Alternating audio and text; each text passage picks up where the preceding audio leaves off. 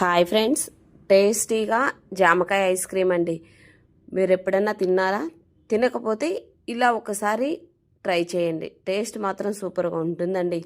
దీనికి ఫ్రెష్గా ఉన్న జామకాయ ఒకటి తీసుకొని పైన కొద్దిగా కట్ చేసుకునేసి లోపల గుజ్జు ఉంటుంది కదండి, అది తీసేసి మిక్సీ జార్లో వేసుకోవాలండి. మిక్సీ జార్లోనే ఫ్రెష్ క్రీమ్ ఉంటుంది కదండి, అది కొద్దిగా వేసుకొని దాంతోపాటు ఒక 2 టేబుల్ స్పూన్ల షుగర్ కూడా వేసుకొని ఇలా మెత్తగా మిక్సీ పట్టి పక్కకు పెట్టుకోవాలండి. ఇలా మిక్సీ పట్టుకున్న దాన్ని ఇలా వడకట్టుకునేసి లోపల గింజలు ఉంటాయి కదండి, ఆ గింజలు ఇలా వడకట్టుకునేస్తే సపరేట్ అయిపోతుందండి. మనం కట్ చేసుకున్న జాంకాయలో ఇది మొత్తం వేసుకునేసి పైన ఇలా క్లోజ్ చేసుకోవాలండి.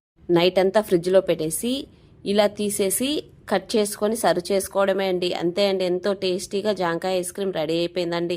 మీరు ఎప్పుడైనా తిన్నారా? తినుంటే కామెంట్ చేయండి. Thank you for watching.